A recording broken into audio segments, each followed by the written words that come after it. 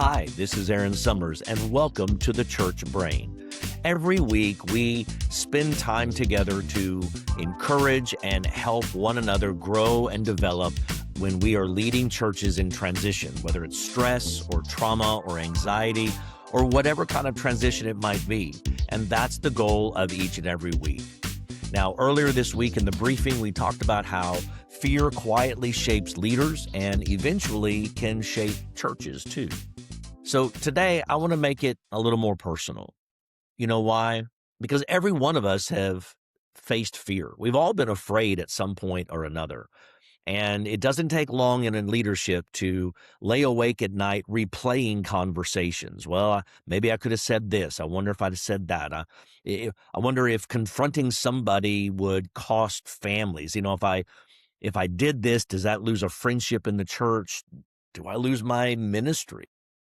You've questioned whether you've made the right decision. You've imagined, maybe more than you should, every possible outcome before you've taken the first step. I mean, that's kind of what I do sometimes. I think through all the different scenarios. Okay, if they say this, this is how I'm going to respond. That this happens, this is what I want to do. If this, and fear is just a part of leadership. And the question isn't whether you're going to experience fear. The question is whether fear gets to become your leader. So over the years, I've learned some things about myself. And one of the things is when fear begins talking, if I don't intentionally answer that, fear gladly keeps talking. And it will narrow my perspective. And it can convince me that everything's personal, that conversation in the church lobby, well, that was about me. The three deacons that are over there, they're talking about me. They may not. They may be talking about the weather. They could be talking about the latest game. I don't know. But when you are operating from fear, it can feel personal. And it makes every decision feel catastrophic. It's the most important decision ever. So today, I just want to not give you principles and truths and things to do. What I want to do is I want to talk about 5 conversations that I've learned to have with myself whenever I recognize fear beginning to shape my leadership. And these 5 conversations I've brought up in coaching and consulting efforts as well. They don't change the circumstances right away, but they do change how you can see the circumstances. That's perspective. It just gives you a little different perspective, because if we're operating out of the wrong perspective, then we can create a false narrative. And if we create false narratives and start living in those narratives, we're not living in reality anymore. We're living in a made-up land. But when my perspective changes and I can see it from a different angle, I discover the courage that fear had been stealing from me. And I want you to experience that too. So, conversation number 1. You ready? What am I actually afraid of? Let's think about that. I mean, it sounds like a simple question, but it can be harder than we think. See, most of us answer with the situation. Well, I'm afraid of that family or losing that family. I'm afraid of that committee, or I'm afraid of that chairman, or I'm afraid of that bully that bullies everybody in church. I'm afraid of declining attendance. Those aren't fears. Listen, they're circumstances. See, the real question is deeper. What are you actually afraid of? Are you afraid of rejection? Are you afraid of failure? Are you afraid of looking inadequate? Are you afraid of losing your job? Not being able to provide for your family. I mean, that's a real thing. What about I fear needing that I don't get everybody's approval. Not everybody likes me. That is adjacent to rejection. See, I've discovered the fear loses some of its power the moment that I begin to name it. That's my real fear.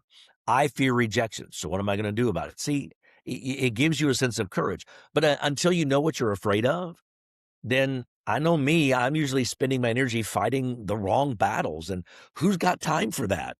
Who's got an extra, weeks of energy to go and do it? We don't have that. So we have to be very clear about that. Conversation number 2. Who called me here? Whatever it is that you're doing, who called you here? See, this question brings me back to something that fear can make me want to forget or just causes me to temporarily forget. My calling did not begin with today's crisis. God was leading before this meeting. God was leading me before this conflict. He was leading before this difficult family entered the picture. Fear, though, fear has a way of making today's circumstances feel a lot bigger than God's faithfulness. But calling reminds me that this story didn't begin today. I mean, my story began back in 1990 when I felt a call to ministry that I didn't want to do, but the Lord would leave me alone with it. And my calling goes back to my ordination and the first church and my licensure and all these things. My calling goes back to seminary. The current conflict 20 years later, that's not about calling. God has already been working. God brought me to where I am. So the conflict that I'm facing is not a surprise to him. It may be a shock to me, but it's not a surprise to him. And your situation, as shocking as it may be, has not surprised God. God has already been aware of everything that's going on. Think about Joshua. God didn't tell Joshua there wouldn't be challenges. He reminded Joshua that he's going to be with him in the challenges. 3 times there in Joshua 1, be of good heart, be of strong courage. Just take care of this, be of strong courage. Think about Moses. Think about Gideon. Think about the disciples. God continually redirected their attention away from themselves and back to his presence. So before I decide what to do, I need to remember whose church and whose situation and whose scenario this really is. You're there to shepherd it, but God's the one who has it. And he's called you there. So yes, I know it's an old kind of saying, but if God's called you there, then he's not going to leave you there abandoned. He's going to equip you and help you and get you ready to handle what's going on. So what are you actually afraid of? Who called you to where you are? This is not rocket science. This isn't hard when you just look at it this way, but it does reset my perspective. It resets how I think about things. It resets how I'm considering things. So conversation number 3 that yes, I have with myself. These things all go on in my brain. What's actually happening? Now, look, fear loves to write long stories. One family becomes 10 families. One disagreement becomes a church split. One difficult meeting means I'm losing my job. It's the end of ministry. Fear always jumps way ahead. You're here and fear wants to move off the page. He's already moving you so far ahead. And fear lives in, well, what if this happens? What if that happens? And I've had to back myself down off of that. I've had to bring myself back to this moment and what is happening actually right here. What's the issue that needs to be addressed here? Not, well, this becomes this and becomes this. No, right here. What conversation needs to happen today? What decision really needs to be made today? What's the next right decision to make? What's the next right conversation to have? And sometimes we have to set aside this visionary role of looking ahead and this prophetic role of looking ahead and just say, what do I have to do in this moment with what's actually happening? Lord God, give me the wisdom and the discernment I need to simply deal with this moment right now. Help me to put the blinders on so I'm not in fear playing this out ahead that I don't need to. Not 6 months today. Faithfulness isn't lived in imagined futures. It's lived one obedient step at a time. All right, fourth question. What has shaped this church to respond this way? Now, see, when I learned this question, it completely changed a lot of things. Why? Every church has a history. Every church has victories. Every church has wounds. And every church has stories that existed long before you got there. Why is that one a bully? Why is that family so controlling? Why is it that the people of this church react this way? What are they protecting? And see, what happens is we create these false narratives. We get into blaming and going, well, they're just rebellious, or they're just walking away from Christ. They're not being faithful. And so we take the superior position when we really need to be serving them in this way, and begin asking ourselves, let's dig a little deeper and see what's behind what's going on. Why do these people respond so emotionally to change? What's no big deal? To you, it's no big deal. To them, that's something that's been going on for 50 years, and we don't need to be flippant about saying, oh, well, that's trash, let's move on. They all have stories and they all have emotions, and we have to be aware of that. Those kinds of questions will have historical answers. Maybe they've experienced painful pastor transitions before, and you're bringing up things that remind them of that. Maybe they've survived a church split, and so they're very protective about not doing anything that's too risky because they don't want a church split again. Maybe they've carried responsibility for years because nobody else would, and so they're a little defensive when you start questioning different kinds of things. Understanding the culture doesn't excuse unhealthy behavior, but it does explain it. And I think we have to understand that. I'm not excusing maybe if it's unbiblical behavior. I'm not excusing it, but if we don't understand, if we can't get some explanation behind it, then we can walk off into a false narrative that we're not living in reality. See, leaders who understand the story behind the behavior almost always lead with greater wisdom than leaders who simply react to what I'm seeing today. What you're seeing today wasn't conjured up today. What you're seeing today is the culmination of decades of church history and baggage that is just laid before your feet right now. And you have to understand that I was pastoring a church, and I was talking about, I was new and we were having some fun conversations, and I began using the term, it's a new day. It's a new day.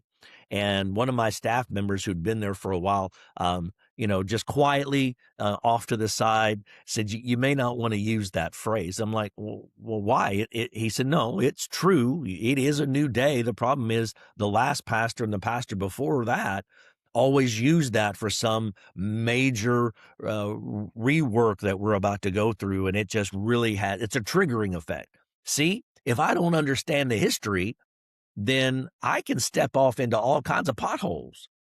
Learn your history. Learn your church's history.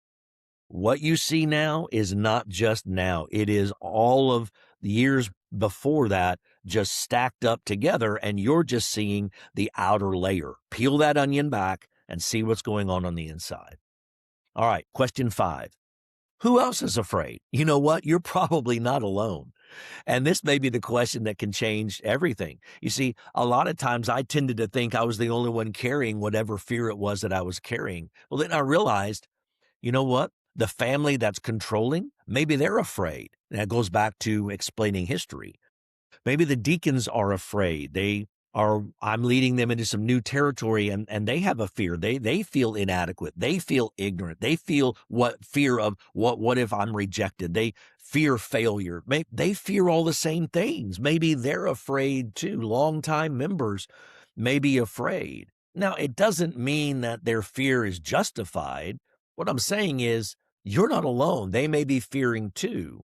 Young families may be afraid of, am I going to be accepted in this space? Your staff may be afraid. Am I long-term here? Am I going to be here for a while, or am I going to need to be looking? Everyone's looking at the same uncertain future, especially in transitional times. But they express the fears differently. See, the realization changes how I see people. They're no longer opponents to be dealt with.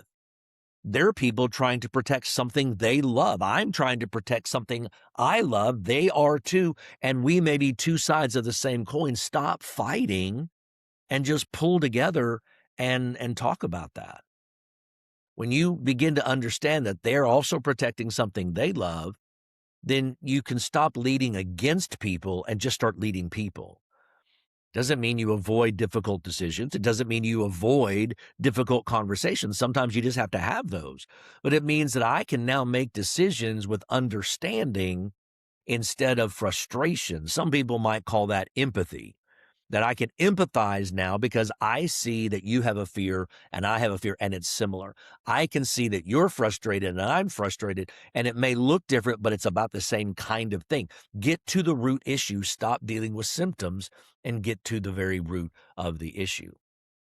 Here's why I wanted to share these conversations with you. The goal isn't self-analysis. We can do that other places, but the goal is perspective. It's perspective. See, fear narrows our vision until everything feels immediate, personal, catastrophic. But these conversations help widen it out. They remind us of our calling. They help us separate facts from fear. They help us understand the culture that we're leading instead of merely reacting to it. It reconnects us with the people that we're tempted to view as problem children. None of those questions remove the fear. Joshua still had to cross the Jordan. Moses still had to face Pharaoh. The disciples still had to step into an uncertain future. The circumstances didn't change, but the perspective around those circumstances did. And when that perspective changes, courage often will follow. So this week, when fear begins talking, just don't let it be the only voice in the room. Slow down a little bit. Ask yourself better questions. Maybe invite a trusted mentor or a friend or a coach into those conversations if you need to, and that's very helpful to do so. Because leaders who can see clearly are far more likely to lead courageously, and that's exactly the kind of leadership your church needs today.